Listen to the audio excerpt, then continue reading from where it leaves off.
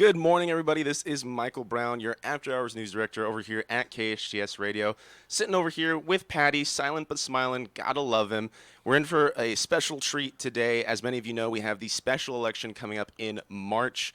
And because of that, we have a lot of people jumping into the race for the 25th Congressional District, our district. Sitting with me here today is one of those candidates. He is also the creator of the Young Turks. We have Cenk Uygur. Cenk, thanks for joining us today. Thank you, Michael. Appreciate you having me. I appreciate you beforehand telling me how to pronounce your name. I was telling you ahead of time, trying to figure out. It's a very interesting spelling, and I'm really glad that we could get that beforehand. Yeah, well, actually, I'm going to be on the ballot. So the spelling for you guys, by the way, is C-E-N-K. The C is pronounced like a J in Turkish, which is weird. But it's not weird in Turkish. It's perfectly normal in Turkish. But it's weird here. So it's C-E-N-K, and then the last name is U-Y-G-U-R. And we had just as much of a time, Michael telling me his name. God, how do you do Michael Brown? It's pretty hard, but I got it at that. I'm glad you got it. It's pretty complex. Yeah. Now, I want to get straight into some of the issues with you concerning the 25th District. But before we do that, for those who may not know who you are, kind of tell us about yourself, your background, what brought you here today, and why you're running for Congress. Yeah, great. Thank you. So I was a lawyer for like 3.5 seconds. I hated it. And jumped into talk shows, which meant that I starved for about 15 years. I was on radio, I was on TV. I did every job you could imagine, from sales to writing to producing to being on air. And eventually we started the Young Turks in my living room, struggling to show. I mean, we had no money, no hope. But we got on a Sirius satellite radio, so that was a big break for us. And then we got on Air America Radio. If you guys remember, that was like the really progressive radio a while back. Rachel Maddow, Al Franken, Sam Cedar, etc. Chuck D was on there. It was great, great talent, not great management. But that's a whole other story. Then we started doing online video in 2005. We're actually the longest running show on the internet, which is pretty cool. So we've been on doing a daily show since the end of '05. So actually, we just missed our anniversary. It was a couple of days ago that we hit 14 years on the air. So our show is proudly progressive. In fact, the show developed into a network, and we now have 50 million viewers a month. Wow. And we're on like a dozen different platforms: YouTube, Facebook, Hulu, Roku, Comcast, Zumo, Pluto. You get it, right? And now we have over 30 different channels in our partner network, and we call ourselves Home of Progressives because we believe in being straightforward and telling people, look, we're going to give you the facts, then we're going to give you our perspective. And so that's what we do. The other two things I'll mention real quick is I started 2 different political groups. I started Wolfpack. That's an organization to defeat all other super PACs. That's why I called it that goofy name of Wolfpack. And it's powered just by people. And its job is to get an amendment to get money out of politics. It's been around now for 8 years. It's passed their resolution in 5 different states, including California. 45,000 volunteers across the country. Okay, they're amazing on a like the thinnest budget you'll ever see. These are total American heroes trying to make sure they fight the Koch brothers and all the guys to get the money out of politics. And then last thing is I co-founded Just Democrats, which is the progressive wing of the Democratic Party. We help find and run AOC, and other Just Democrats are Rashida Tlaib, Ilhan Omar, Ro Khanna, Pramila Jayapal, Ayanna Pressley, and Raul Grijalva. So the whole history is all about progressive message. Gotcha. And Yeah. so is that kind of what you're bringing with you as you run for Congress? Did you think maybe that there needed to be more of a progressive presence? Is that why you chose to run? 100%. Yeah. So I believe, first of all, of course, the voters should have a choice. Like you give them options. You obviously got Republicans, you got Democrats, but within the Democratic Party, there is a real divide. And by the way, guys, there's nothing wrong with that, right? That's called democracy. That's wonderful, right?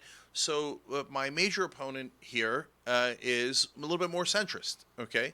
And if you like that, and a lot of people do like that, no problem, okay? So she's for example, a public option for people who want it, okay? I'm for Medicare for all. Now, there's a big difference there, right? Right. So with the public option, you still have co-pays, premiums, deductibles, and I'm worried that private insurance is going to take all the healthy clients and dump all of the sick folks onto the public option, make the taxpayers pay for it, and make that really expensive and maximize their profits off of the healthy Americans. That's what I'm worried about, but I'm sure she has a defense of it, right? But I'm for Medicare for All to cover everyone. So we all pay less and everybody gets coverage. So I believe in the Green New Deal. So, for example, in this district is perfect for a number of reasons. Number one, we have fires everywhere, Yeah. and right, and we've got to stop the fires. And this district is, in a sense, like a microcosm of the whole country and the planet. The planet's on fire, and we got to put it out. We got to put it out. And for us, it's our homes are literally on fire. And so, but the second reason is if you do Green New Deal, it creates millions of jobs and higher paying jobs, solar and wind.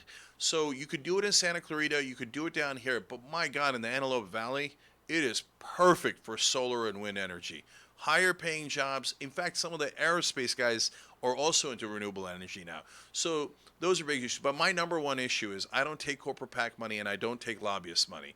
So we have got to get the money out of politics. That is the corruption that is causing all of the other problems. And that's a giant difference between the candidates. So make sure the voters have a choice here. And I'm going to fight for that side. Now, I'm glad you brought up kind of that corruption in politics, what you're talking about here. Interestingly enough, last week your campaign announced that you wouldn't be accepting endorsements from outside of the district. Talk to me a little bit about that. Yeah. So we had a little bit of a national controversy over this.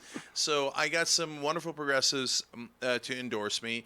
And by the way, here in the Valley, too. I say Valley, everything's a valley here. But Yeah. so Our Revolution, Antelope Valley endorsed me. Lee Rogers is a wonderful progressive who's run here before, has endorsed me. And then last week, Ro Khanna, who's a progressive fighter in Northern California, wonderful U.S. congressman. Nina Turner, who's just as good a speaker and as good a progressive as you'll find anywhere. And Bernie Sanders endorsed me. So I was super happy to get their endorsements. But then there was a counterattack, and that's politics, right?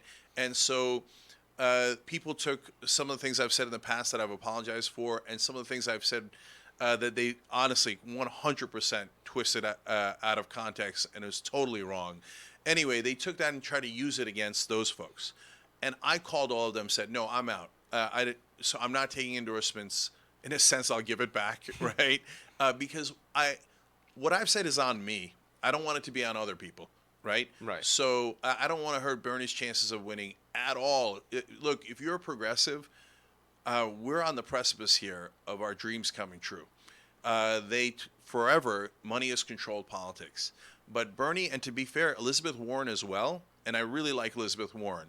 I endorsed Bernie a little while ago, but Warren's just fantastic. Anyway, those two have run with no corporate PAC money, no big fundraisers, and they still raise the most amount of money. Before, you wouldn't have a chance. Corporate money was all there was.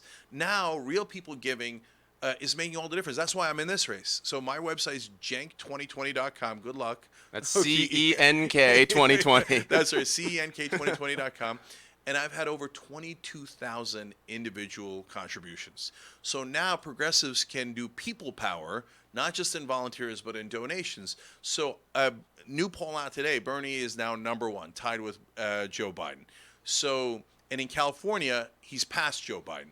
So we need that in the White House. Look, even if you don't agree with Bernie Sanders, look at me like doing a pitch for a guy who unendorsed me, okay? But because I really care about the issues. It isn't about, who cares if I get into Congress and I get to call myself a congressman? That is the least relevant thing on earth. Are we going to pass the bills that actually help your life, okay? We gotta keep you alive with health care, right? All of these things affect your lives so much. If we don't pass the bills, it's just our ego and it's totally useless. So it's so important for that, for a progressive to be president. And even if you don't agree with everything Bernie says or I say, at least you know we're honest because we're not taking corporate PAC money and lobbyist money. So these are our real opinions and we're actually trying to serve you. And I think that makes all the difference. Now, I'm glad you're bringing up real opinions. That's all we want here over at KHTS Radio. I want to get specific on district-specific issues right now. Now, you've successfully started your own business, obviously, and it sounds like multiple ventures, the Young Turks, Wolfpack, as you mentioned. There's a lot of people here in our district that are also trying to start their own businesses, trying to maintain their own small businesses.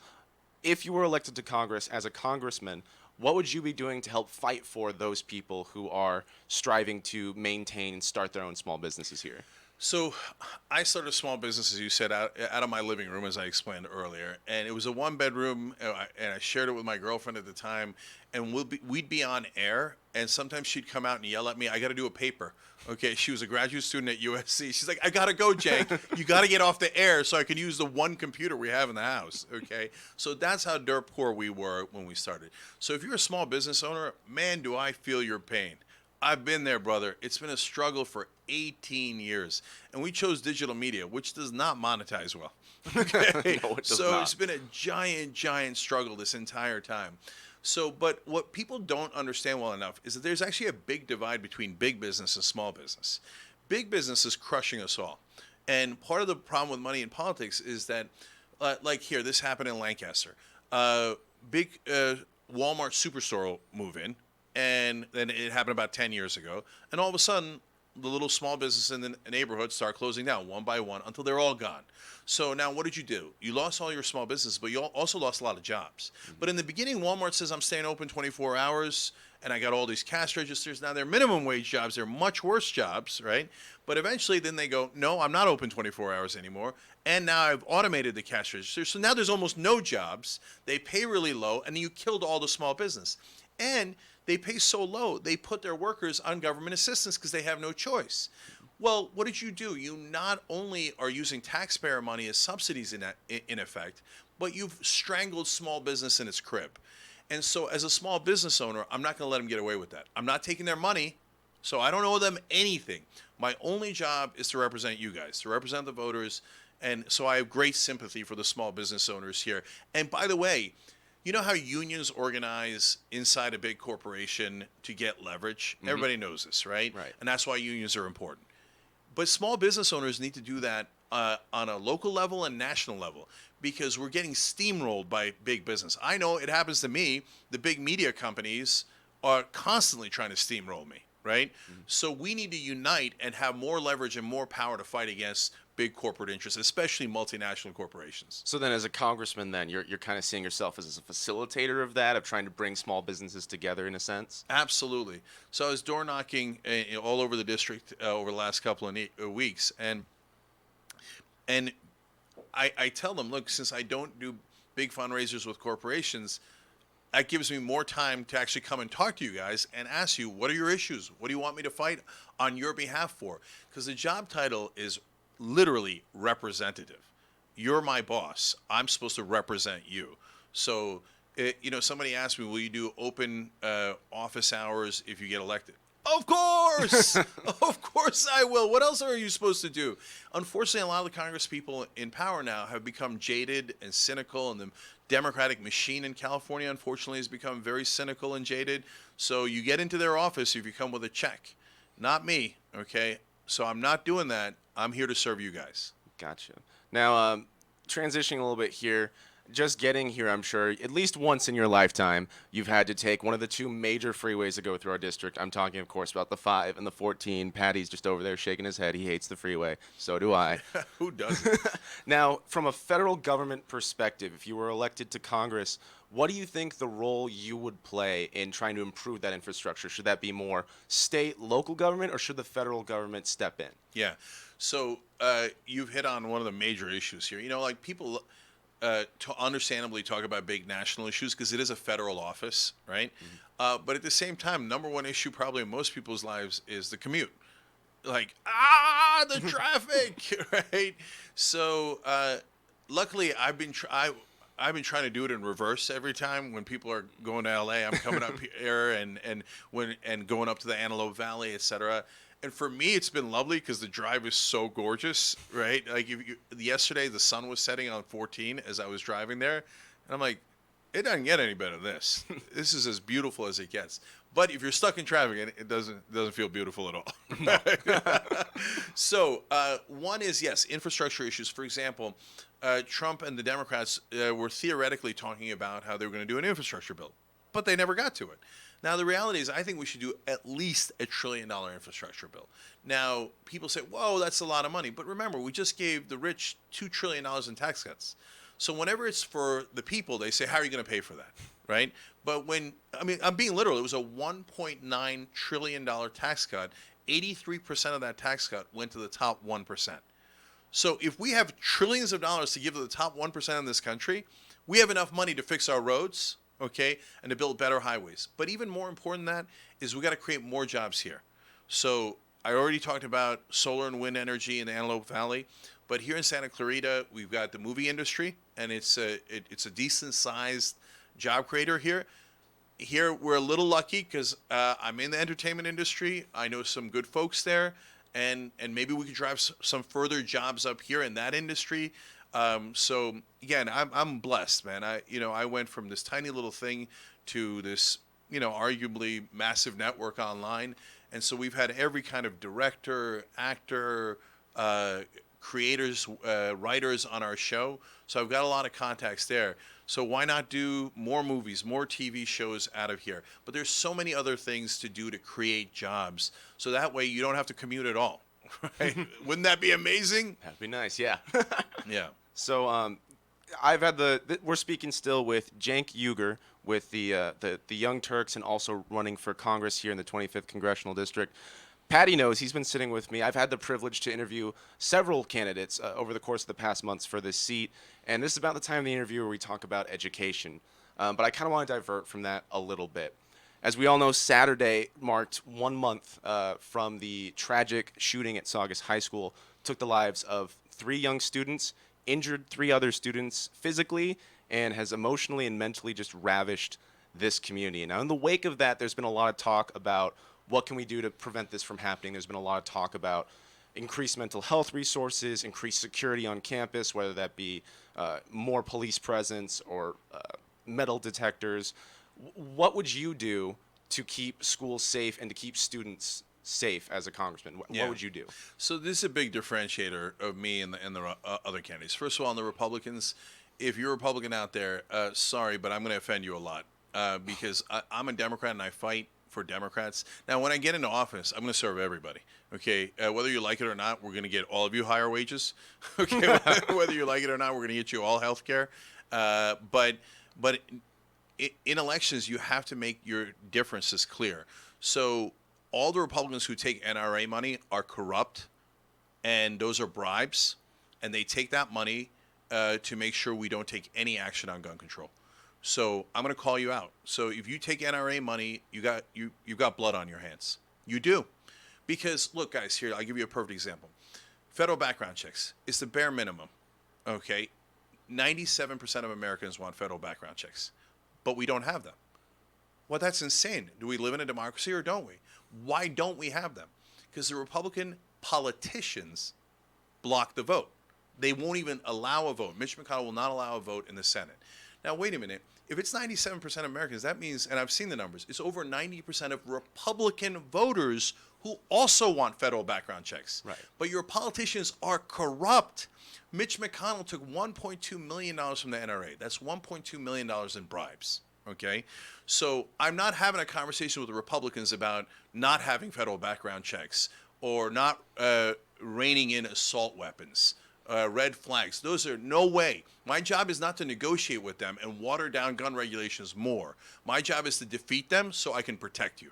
Okay? When it comes to other Democrats, I'm positive that they're super earnest on this issue.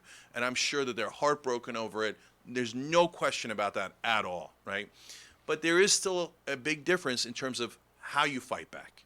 Because right now, Democratic leadership, which supports my opponent, sits there and doesn't do anything. They pass the bills in the House. Great. Credit where credit is due. I'm very, very happy about that. And then it goes over the Senate. McConnell goes, I'm not going to do anything. Our lives are on the line here. Our kids' lives are on the line here. So when McConnell says, I'm not going to do anything, you don't surrender. And that's what they do. The Democrats, so often, they surrender. This is not the thing to surrender on. So if I was in Congress when that shooting happened, I would have done a speech on the floor of the House. And the Republicans would cry and say, oh, my God, you're politicizing the event. No, but it is political because you are politically blocking federal background checks. Everything is political. That's what it affects your lives. That's why I say it doesn't matter who wins. It matters what bills we pass. right? If we don't pass the bills to protect your kids, then we haven't done a damn thing, okay? So I would go and say McConnell has blood on his hands, and people in Kentucky, over 90% of you want a federal background check, okay? But your so-called representative, and in that case he's a senator, is betraying you, and he's doing it for the bribes. If you do that enough, why? Why do you do it? Is it to feel good? No. It's to create public pressure on McConnell and the Republicans, because public pressure works. He already is polling really bad in Kentucky. I know we're getting deep into politics here, but it matters so that you could pass bills so that you could protect people. If he's polling at 36% in Kentucky, if everyone in Kentucky is talking about, wait, why is McConnell betraying over 90% of the voters and over 90% of Republican voters in Kentucky by not allowing a vote on federal background checks? You know what's going to happen? His numbers are going to go down to 30, and then he's going to say, okay, fine, let's vote. And then once we go to vote, we win. Oh, there's no way even the Republicans, most of the Republicans, some of them still taking the NRA money will vote no. But enough of them will vote yes in the Senate that we will have federal background checks. And guys, that's a bare minimum. But I'm using that as an example for how you fight back so we could protect our own. Okay, and step number one is do not take a dime of NRA money or any corporate money. Your job is to represent the voters and not your donors. Right. So federal background checks. Bare Absolutely. Minimum. What else? Is there anything else? I would ban assault weapons, red flag laws. So when you get into bringing in cops into schools, I get worried about that. Okay. So the stats, first of all, shows that the more guns there are anywhere, whether it's a house, a state, a country, the more gun deaths there are. So the more guns we bring into the schools, even though we're trying to help, and I get people's natural inclination, oh my God, I got to defend my kids, let's put cops in there. Cops are our friends, and they're here to protect us, and et cetera. Or some now, the Republicans are talking about arming teachers. Oh my God. But remember, guys, and it happened here too, the shooters are often either students or former students. So when they train the teachers on how to use guns, we're training them on how to figure out which student to kill. Wow. Don't do that.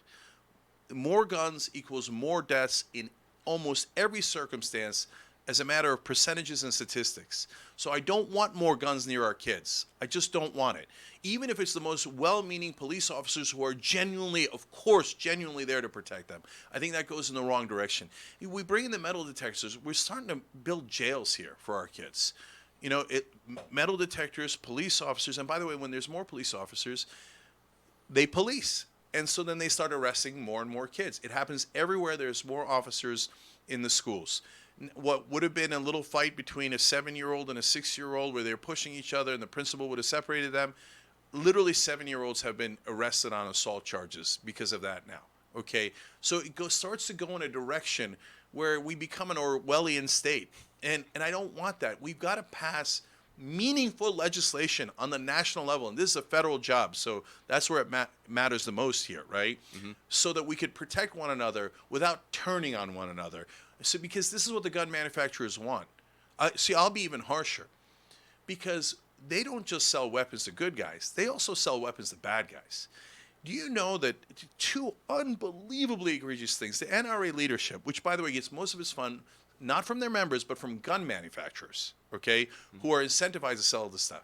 They say we cannot block people from having a gun if they're on a terrorist watch list.